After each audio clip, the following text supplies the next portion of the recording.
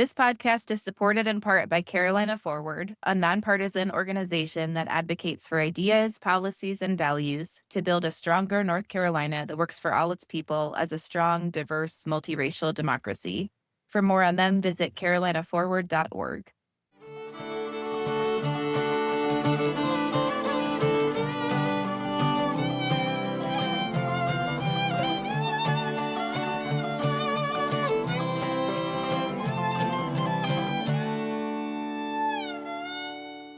Welcome back to the Foxfire Dispatch. Liz, how was your Labor Day? It was quiet and mostly uneventful. How was yours, Gina? It was good. The weekend was busy. It was a good, event-filled holiday weekend. We had Senator Mark Kelly come out to Western North Carolina. He also stopped by Charlotte, but he came and did an event in the morning and then went to Lookout Brewing in Black Mountain, North Carolina, which was hit pretty hard by Helene.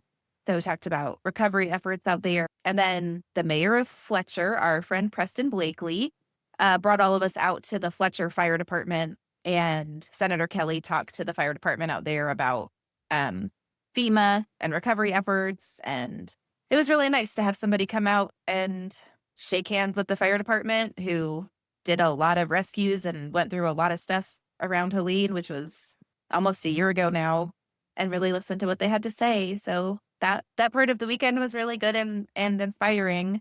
And then watching him, he was all over the place that weekend. I kept seeing videos from everybody being like, I saw Senator Mark Kelly. I'm like, how did he even get there that fast? They were all over for sure. Yeah. Oh, Yeah. He was with Jeff Jackson, I think, in Charlotte. Did you see any of that? I've definitely seen a little online. I was not able to go to Charlotte or to Raleigh because I think he was also up in Raleigh, which is really going up and down 40, just treading that. But yeah, our friend Dorian Palmer got to drive Gabby Giffords and the parade. He did? He didn't say that. He did. He posted a picture recently today about like, hey, look what I'm doing, y'all suckers. Oh God. Congratulations, Dorian. That's so cool. She's so awesome. She's so awesome. So no, I didn't get to go, but I did really love seeing it. And I think it's really neat that they like spent time going to see those firefighters because like, hey, look, group of people whose job is not conducive to let me participate in this kind of activity ever, whether my volunteering or my job, whichever one it is, it's like not conducive to hey, let me go get involved in this political event on a random afternoon. But to be able to come to them and like thank them for their work in the community, I think that's cool. Yeah. There was one point where Senator Kelly was like, how many rescues did y'all do during Helene? And the fire department were like, it depends on what you mean by rescues. Like they got into the details of like what it looks like and how wide the river was and how much new equipment they needed and the money that we are still unclear on from FEMA and all of that stuff. And he listened to all of it, and fingers crossed that he takes some of it back with him. He had his staff people like write stuff down. At one point, the fire department were talking about emissions that the fire trucks produce and how they have to pass emissions tests, but military vehicles don't. But fire trucks idle for a long time. And so they were asking him these really specific questions. And Senator Kelly was like, and he looked at his staff and they were like, we know, we wrote it down. Once you say, we know we're supposed to write it down. So hopefully he'll get back to them with some information about their questions and stuff. But it was cool to see him, value their work and value their time and their input. There's so much about being a good politician and a good representative of your constituents, but voters in general, that is just like seeing the like dignity and humanity in people and like meeting them at that in a real way that's not like, talking down from above or like patronizingly from below. More of that. More going to the firefighters and going to the schools and like yeah.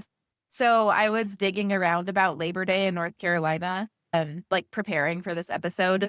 And I have been like telling people all these fun facts all week, but I wanted to share this like really interesting article that I found about Labor Day in North Carolina. And so Labor Day was made a federal holiday in 1894 as a concession in the Pullman strikes, which were railroad strikes, and people died and labor laws changed because of it and the whole thing. And then we got Labor Day as a federal holiday. But before that, other states were already celebrating Labor Day.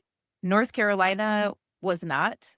And it doesn't seem like North Carolina even celebrated Labor Day until like maybe 10 years after it was a federal holiday. So I was looking through old articles and I found one from digitalnc.org. Are you familiar with them?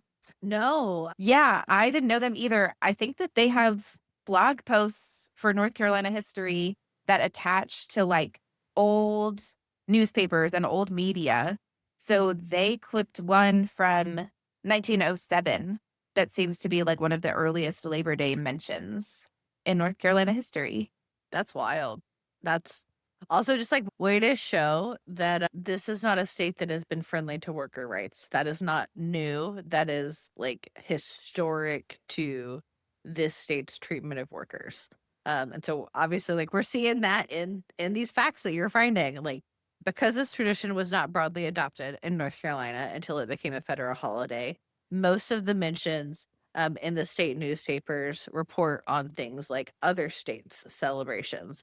So there, thank you for sending this. And there was this clipping from September 5th, 1888 in the Daily Review out of Wilmington, warning of, quote, red-handed and black-hearted anarchists. Like as people who are celebrating Labor Day, right?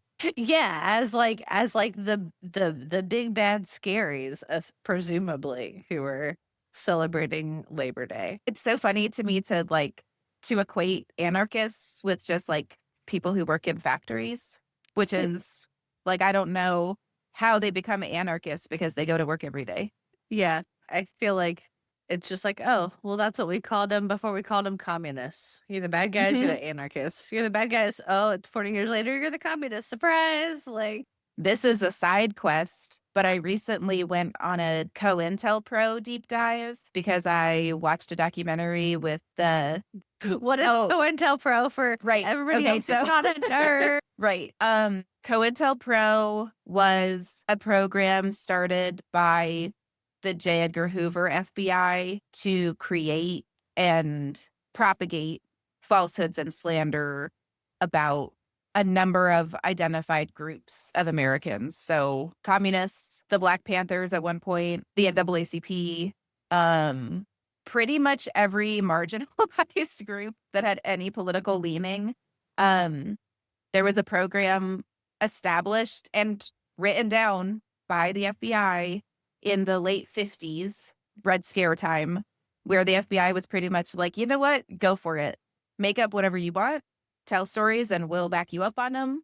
Put our name on it, stamp it, and send it out. And so all of this propaganda about lots of people who were just living their lives thinking that they were free American citizens or fighting for freedoms that they recognized they didn't have. And this is kind of the early echoes of that, like labeling folks who are clearly a cross-sector members of the working class of America who want to be recognized for the dignity of their work, labeling them as black-hearted anarchists in a newspaper. It's just like the early echoes of what we would later accept in the propaganda of the stuff that COINTELPRO allowed. What comes up to me when we talk about like COINTELPRO is like the way that that's going to continue for a couple of decades. And so I know we're talking about it like they're going after these folks who like our position is that people are good guys or they weren't doing anything wrong. But also like even if people were bad guys or in the wrong, that doesn't give the state the right to behave contrary to its laws. I mean, like this shit happened, and then in 1968, a 21-year-old named Fred Hampton was murdered in his bed after somebody drugged him for the FBI, and the FBI broke in and shot him in front of his pregnant girlfriend. Like, I mentioned that in part because we're recording just a couple days after his birthday was August 30th. Birthday. Yeah. And I Rest in power, Fred Hampton. Yeah, I can't think of his story without thinking like it's so clear that things can be unjust and be done by the state. Like, Yeah. and that there is Yes. that we hope, right, that in a good and functioning democracy that like the laws and what is just and right are like married together. But that is not the history of this democracy in so many ways. We have to have awareness that, like, that just because something is law does not mean that it is just. And just because somebody is in power with the law does not mean that what they are doing is right, even if it is allowed. Yes. And thus concludes our Labor Day soapbox. But it is all wrapped up, right? Like talking about Labor Day, the labor movement, union work, talking about the Pullman strikes, talking about the Battle of Blair Mountain, like all of labor history is tied into this understanding that we consistently have to make the effort over and over repeatedly, and lots of false starts and lots of pieces to pick up and lots of broadening the circle and all kinds of strategy to push the people who pull the levers to do the right thing by the American people, because unless we do that, we're not getting an 8-hour workday. Yeah, I mean, and I think that 8-hour workday, that 40-hour work week, that is 5 days and not 6 or 7. Like, these are things that are working class people fighting for better rights are responsible for. And I just think, if anybody's telling you in the 21st century that we can't be thinking about reimagining a 32-hour work week or a 4-day work week, just like remember Yeah. that what they're telling you is the best we got is people's ideas from 120 years ago, that's the best we got. And like science and technology and AI and all these things that have made much work take much less time or become automated, that for some reason people still got to work the same amount for even less bread. Right. So fight for that 4-day work week. Hooah. Yeah. Yeah. I could really truly stay here all day. This is like going to church. And lest you think that this is some like indoctrination situation that we have ourselves in here, all that we have done so far is repeat historical facts. Fred Hampton was a real life human being. COINTELPRO was a real life operation. The Pullman strike really happened. People really died. We really got Labor Day as a concession, which is PS is a 1-day holiday. Like all of this stuff is just, it's real history, and we just don't talk about it because nobody wants to teach us about solidarity. Nobody's going to hand that to us. So we have to teach each other. Yeah. Yeah. And I would say, like, I think for both of us, right? Like, our opinions about this are also coming from some of our like lived experience as working class people. My first job, cashier at a grocery store, before it was $7.25 an hour, right at the time where our minimum wage was raising to $7.25 an hour, was like my first, job I paid taxes for. Do you remember what year that was? Yeah, it was 2008, 2009. Yeah. Anyone at home remember how long it's been since the minimum wage has changed? Because the answer is it has not changed since then. Yeah. So we're coming up on 20 16 years. Yeah. Yeah. Yeah. With massive inflation. I mean, home prices have doubled in that time. Minimum wage has not moved a penny. And if you're in the service industry, let's not forget, like, if you are unlucky enough to be in most service industry workers in North Carolina, you don't make $7.25. You make $2.17 plus tips, $2.23 plus tips. I think it's like 230 something now. Okay, thank you. But- It's shifted less than a quarter since I started driving. Yes. And so that's literally like all you're making is tips in a state where, from my experience, not a whole lot of people understand that you better tip 20% in this. When I Tip was 20% or get out of my life. Get out of my life. You could bring me a plate of rats and I would be like, thank you so much. 10% doubled, baby. You did a great job today. You'll never catch me tipping less than 20% or hanging out with anybody who tips less than 20%. When I was a teenager, my mom waited tables at the beginning of my high school career while she was in college. And I remember her coming home and counting tips and talking about her day. And I remember like getting to a point where I could drive and go out with my friends and, and working 725 part-time, not making a whole lot in high school, but my parents being like, if your friends don't tip at least 15%, you tip and we'll cover it. Like, Yes. we don't not tip. And I'm with you. It's like gone up to 20 from 15, like as far as where minimum is. But like, Yeah. that like really instilled in me some, and if we can't do that, if we can't cover that, then we can't go out to eat. Like Yes. those are the rules. Like, Yeah. if you and your wait staff is pretty much responsible for filling up your drink. They're not responsible for how that food turned out or like Yep. necessarily how quickly it came out. I don't know.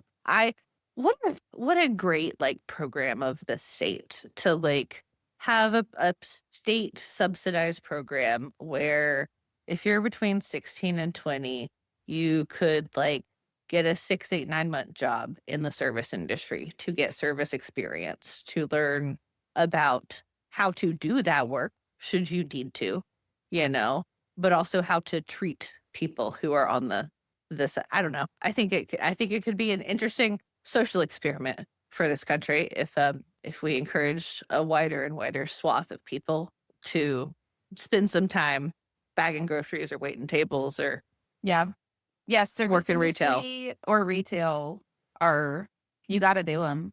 I don't want to ostracize anyone here, but service industry, retail, and like entertainment work, like work where you are not the main event, right? Like things depend on you and they hinge on you and you have to perform to your best all the time. And people only notice when you fuck up. They don't notice when you do a good job and when you're maintaining all of these different things and juggling them. I feel like those are crucial to interpersonal understanding because Mhm. you can't have done that job and been stressed out. Like when you're waiting tables and you And you have, need your customer service face on. Like, yeah, nobody yeah, cares your boyfriend broke up with you last night. They just been there, been crying in the walk-in, triple seated. Well, I got to make my money. So you got to go out there. My husband is a bartender full time now. And that's half of our household income, being cordial to people who are not always their best selves when they come into the Mhm. bar at midnight, right? And like he's got to keep it going because 'Cause that's what you do. Because that's what you do. there's no I won't serve you unless you're really out of line. Like, Yeah. Yeah. That's a, you can, I you guess, c but you can't do it to but everybody, you won't have a job. Like, so yeah, it's hard work. It's some of the hardest work I've ever done. Um, have a bad day at my table. I'll never judge you, and I'll still leave you 20%. That's my PSA. support. And if any of our wonderful friends in politics who have not had the privilege of like this particular kind of hard work, let's just and tip 20. And if you can, tip 25. Like, because you know what? It is such a privilege to not have had to do that kind of hard work in your life. Yeah, So yeah, that's my hot tip. absolutely. Okay. So now I feel like we're jumping over to what the hell's happening in NC with this Siembra story. We got a story sent to us from a friend of ours who asked for anybody to amplify this story who is able to. And it is the best coverage or most thorough coverage that I've seen of it was through Siembra, North Carolina, who are doing really great work. It is about a longtime Duke University transit worker. Um, his name is Luis Alonso Juarez, and he plans to meet with Senator Ted Budd in Raleigh and other GOP officials because he wants to ask them for personal intervention on his behalf. Yeah, some previous media coverage he's gotten for the work that he does with the party bus that's at the university. He's been here for decades. He was granted temporary protected status in 1998 for unjust and I would hazard a guess unlawful reasons. The Trump administration has said that TPP will end on September 8th, which is at this point going to be within the next week or so. And he's not alone in this. So he's an immigrant from Honduras, and over 50,000 immigrants who are in a similar boat as him are going to become eligible for removal if that TPP is actually revoked. And it seems like it will be. It seems like his mission to go to to Ted Budd's office and to make these GOP lawmakers aware of it is really like an amplification of my plight and others' plight, right? To see if something can be done in the wake of the this bad thing, because it is likely going to happen a couple days after his visit. Yeah, and this particular person, um, Luis Alonso Juarez, is so beloved in the Duke University system that he had 477 students, faculty, and staff members submit letters on his behalf to Duke Visa Services during their summer break. And they wrote testimonials about how important he has been to them. The party bus that you were just talking about sounds like what he would do is run a bus during the school day, and that students would like be able to come on the bus and hang out with him, and he would blast music and just like give them a place to kind of decompress and hang out with each other and get out of the insular feeling that you can get on campus as a student. And one of the testimonials that a student wrote in was essentially saying like, having Luis there and having this bus available to me gave me a place where I could disrupt the cycle that I had of being isolated and feeling lonely. And he created a space where we were all welcome to come. And there was nothing really else like that on the campus for us. Yeah, bus drivers do like a lot of really hard work, and this is like an in addition to and above and beyond kind of way that he seems to have really done a lovely job at the work that Luis is doing. Um, Immigration attorneys have now advised him that his only short-term path to retaining a work permit would be for the Trump administration to grant an extension of protection from removal, which would be something that Trump did in his first term, but I think we all know at this point that things are moving faster, speedier, more move fast, break things in an unlawful manner than the Yeah. first term did. In 2021, in January 2021, President Trump had issued a deferred and forced departure designation for Venezuelans who were present in the US on or before January 20th, 2021, and granted them 18 months of deferred removal and employment authorization. And so this like could be done hypothetically to help the Honduran immigrants who are affected like Luis. Certainly seems like there's, a good case for it. Yeah. Yeah. So it seems like in the wake of everything that's moving relatively quickly, there are a lot of folks showing up to support Luis in his efforts. And Michael Ramos, who is a senior undergrad student at Duke, has put out a call. I think this is so sweet that this is coming from a student who befriended Luis by riding his bus to class. So, like, this guy just must be incredible. Um, but Ramos asked that everyone in the state who cares about workers like Luis to ride his bus on his route this week. So sweet. Very difficult for lots of us who don't live near the triangle. Um, but if you can't do that, to send a letter to Senator Ted Budd. Siembra and C chartered a bus to take folks from Durham to Senator Ted Budd's office in Raleigh. But even if you aren't able to attend and help support in this particular case, it is so worth getting in touch with our senators, specifically Ted Budd, whose office is generally pretty easy to contact. He's got representatives that show up a lot and are around pretty often and are easy to talk to. And it really is worth, in cases like this where you can humanize the story and make people understand that people who give so much to their community, who have been involved, who have been working really hard to create safe spaces for other people since 1998 in this case, it's worth making that call or writing a letter or taking a drive over there and sharing your thoughts on it. Yeah. In a statement, Louis said that he is just asking to be able to continue working here at Duke as he has for the last 19 years. He doesn't want to leave the kids he works with behind. He says he loves his job.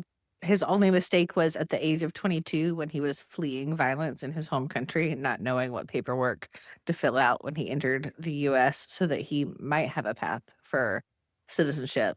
The other thing that I think about as we um talk about incredibly moving stories like Luis's is that, like, it's like so good for us to hold up and shine a light um on stories like his. And also, like, you shouldn't have to be this great, good, shining example of like what a good immigrant is to like beg, borrow, and not steal because it would be a crime to like stay here. You should just the bar to enter this country is not I am a hero. I am like a very, very special, very good person for the rest of my life and do no wrong. Like, this is a give me your tired, give me your poor, give me your huddled masses yearning to breathe free. It's so sad to me that like this is where we are. Like that these stories need uplifting, and like also even with this, like it feels like the Overton window shifts some, you know? Well, this is my bell. We got So the Overton window is not a Bridgerton reference. The Overton window is like this idea that when things pull to one extreme, it shifts where normal is like my understanding of that definition. Is that yeah. Yeah, so it was coined by a conservative think tank, actually, and we use it now to talk about the way that we shift discourse and yeah, and what we normalize. But don't worry if that doesn't feel like enough of a deep dive on the Overton window. We have one lined up for y'all with some friends of ours. So hang tight. That's coming. We're gonna talk about Overton because Third Way just put out a memo and said to stop talking about the Overton window. Now I'm bound and determined to do it more. I have not seen that, but that's Oh, it's an atrocious messaging memo. I'll send it to you. ooh, delightful. Love reading some trash. I love when people tell me what to say. Back to the point though. Um, yeah, I think that humanizing stories is what's important. Lifting people up as like the example of the good immigrant or a person who should be allowed to stay here because they have checked this number of boxes is not where we want to go with this. And the Overton window has shifted such that that's the conversation that we're having. When in fact, what what we really could be focused on in this conversation is the fact that when he was 22, he was supposed to figure out which paperwork to file so that years later he would be able to apply for citizenship. When we know that when you're in trauma, your thought is, how do I get to safety and how fast can I get there? And that's the extent of how our brains work. So to be punished for that at this point is just, it's heartbreaking, as you said. And also, like, last time I checked, it doesn't matter whether it's you had to grow up fast and apply for asylum. Your prefrontal cortex is still not developed at 22. So, like, the the things we are asking of people and trying to hold people to is just maybe unreasonable. Maybe Well, I'm making them look like villains for not doing. Like, I have a hard time at the DMV. You know what I mean? yeah, Like, systems are complicated.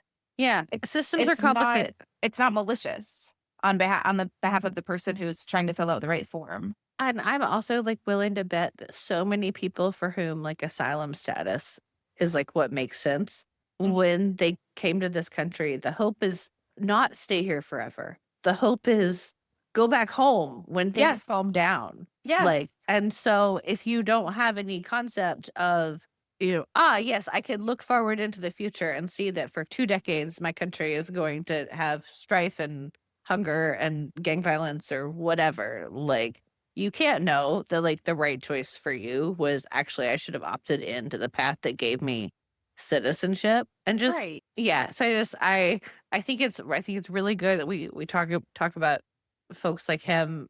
Just I guess the point I am trying to land this plane on is that this should not be happening to anyone. What is happening to him should not be happening to anyone. This is just one example of one decent person for whom this is happening. And there are many, many others whose stories are not being told. I mean, I know we were talking about it like right before we recorded, and I'm sorry because I don't know her name, but I cannot stop thinking about the girl that Cardinal and Pine wrote about who was held in detention for months and months and finally, opted to self-deport, giant air quotes, like, was kicked out Yeah. of the country and sent somewhere else, like, And she was like 20, right? she was so young. She was so young. She was a Yeah. caretaker of one of her brothers. She was, like, a bright student, but, like, turns out hold you in prison with with no charges and no way to get out and do it long enough, and eventually some reasonable people are gonna be like, "Actually, maybe this country I don't know is maybe I'll take my chances somewhere else," as Yeah. opposed to being in confinement. Like, it's a reason it sounds so scary and also, like, such a reasonable decision for somebody to make having been, like, held for so long. Like, Yeah. yeah. Yeah. So these are some examples of kind of the national or federal side of things having an impact here at home. And calls to action are to continue speaking about it, to contact all of your electeds, ask them where they stand on it, humanize these regulations and these changes to enforcement, and be the person that speaks out for folks like this, because it really does take all of us, um, especially when it's at this level. It takes all of us kind of committing to a decision that we're going to stand up together, because this is really heartbreaking stuff. So that's what you can do at the state level. Keep your eyes open and keep engaged, because these are real people that we're talking about.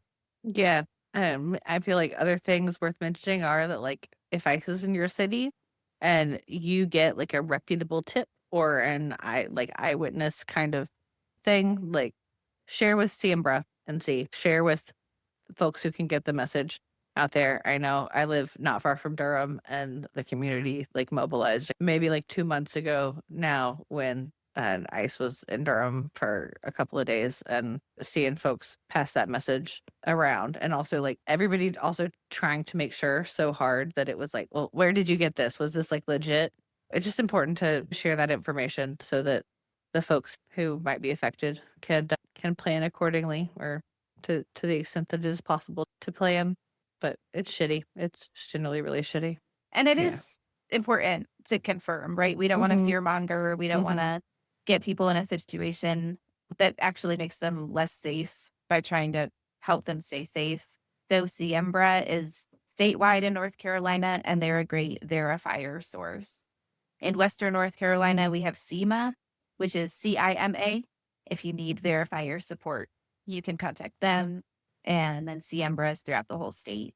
So if y'all see anything and you're thinking, this looks suspicious, is this ICE? Document and get in touch with Siembra or CIMA or your local ICE verifiers, and they can let you know through their expertise whether it's likely that it's ICE or whether it's something else going on that they're plugged into already, or something that they'll look into, and they can help you decide next moves that way. But if you are not plugged into those networks, it's a good idea to do so before you make any posts or claims, because it can put people in a really, really dangerous spot to do so without being sure. So I appreciate that people are verifying out there. I realize we'll probably come back to this in a couple weeks so that we have some kind of update on Mr. Juarez's case. But yeah, I just want to able like if you are a student in the triangle and you got some time, go in and ride in his bus. Great use of time this week. If you are able to get down there on the 4th, great use of time this week. Like uh Do you want to try to drop this episode a day early? yeah, okay, I like that. Yeah, that'd be cool. Cool. Oh god, I hate this story so much, and I think I hate it so much because it just feels like it's just gonna keep happening. It's exhausting. Yeah. Yeah, it's a fire hose and it's intentional, that's for sure. Hey, you got a poem for us before we get out of here? Oh my god, I do have a poem for you. Um, Okay, so for this Even Art is Political segment, I brought my book. Um, this is cute. Brute by Emily Skaja, and it's uh a book that I would love to have written. I love her poems. There are a bunch of elegies in here. It's a lot of breakup poems. It's a lot of like wild nature poems. And it's a lot of elegies. And an elegy is like a sad poem. I was just gonna ring the bell. Yeah, an elegy is like a sad poem or a grief poem or like a poem for the loss of person, place, thing, etc. So this is elegy with sympathy for the bulldozed house, for the ripped out yard, for the mourning doves that won't come back to the swamp, not this time, for the trees planted in the yard when the children are born, for how tall they grow, the trees, even after you've died so young. Can any loved field be a churchyard? Is the start of a letter I'm writing. Postmark, no date. I can't bring myself to open the mail. It's hard for us to understand God's plan, is the message. But I learned early that the flood was a sentence, an earned blight. There isn't going to be a eulogy for this. No hymn songs, no innocent dirt. For all the changeling girls who couldn't pull the splinters out, whose wings did not form, is it a system? If the water wants to drown us, is it? If I say it's the water's fault, behind me in the dirt, there are only wet prints leading back to your grave. I don't want to take back all my trying. In the beginning, there was a word for this. I carry it now like a bit in my mouth. That's a heavy one. I love this poem. I also like, as I was like deciding that this was the one I wanted to read, I was also like, ooh, this is feeling like that flood, like that Texas flood, that Helene flood. Like this is feeling like that kind Yeah. of biblical damage flood. Yeah. We are the 1 year anniversary of Helene is September 27th. And we are all in our body trauma out here in Western North Carolina. We are just on high alert.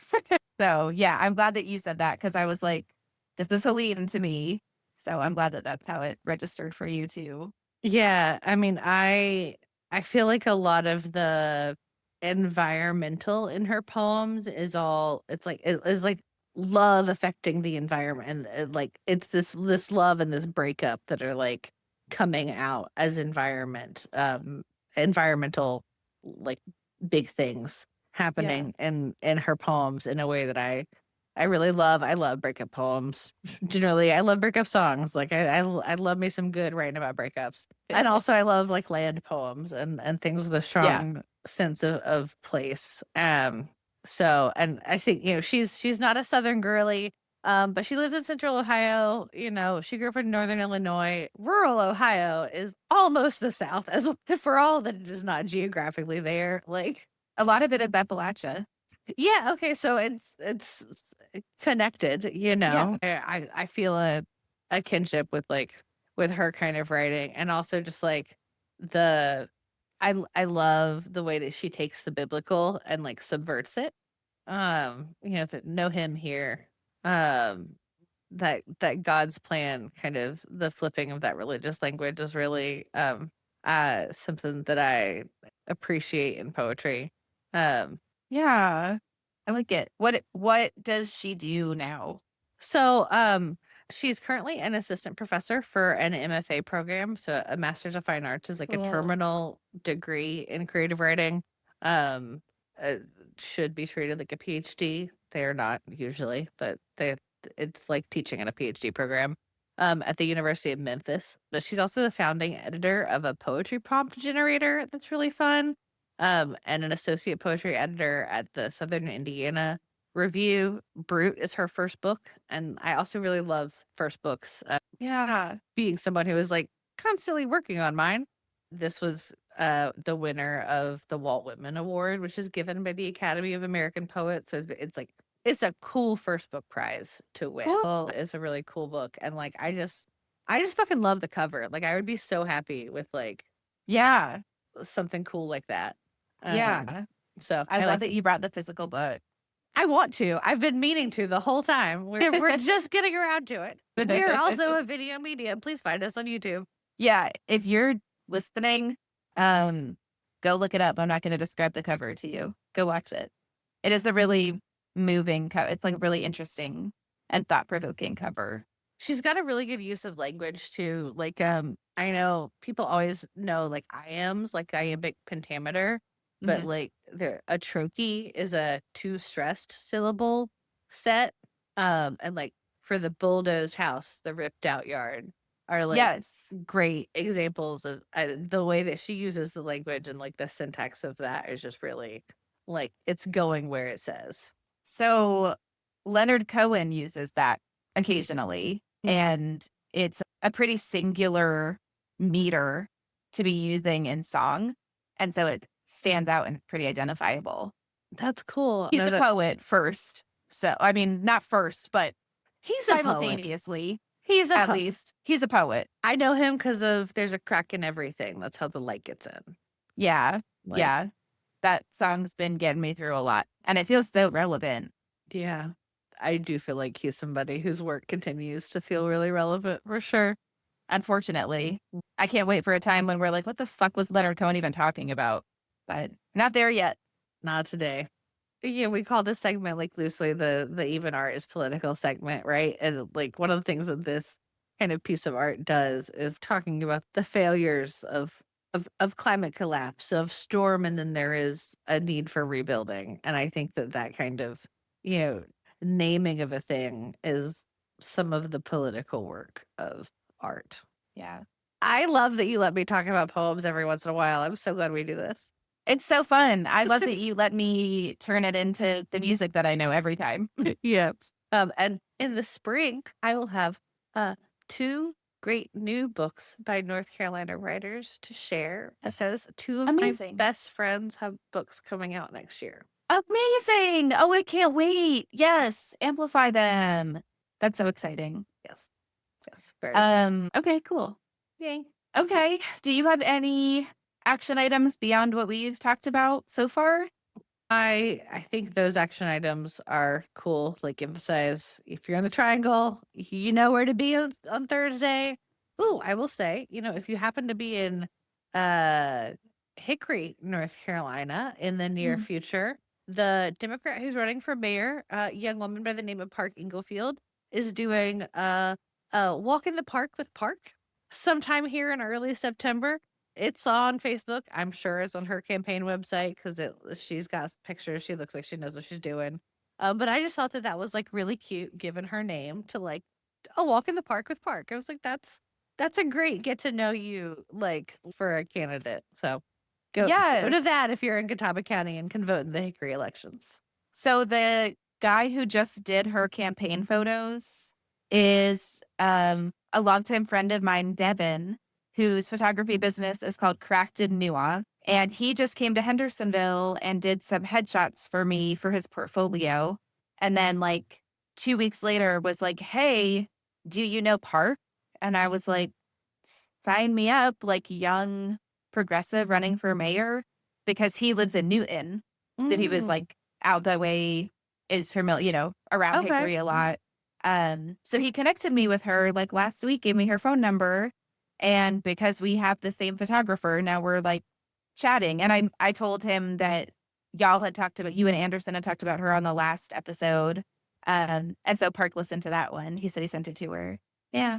Yeah, no, think I think she's cool. I think that young folks running for office is cool. I feel like a consistent message I heard from Anderson was, and I know that we talked about in like our Unity Dinner episode, was like, this is what people need to see in order to get involved, like particularly if they're young folks that look like Yeah. that. Normalize running for office. Thank you for joining us for this episode of the Foxfire Dispatch. If today's discussion lit a spark, help us fan the flame by sharing this episode with your neighbors or dropping us a note on social media.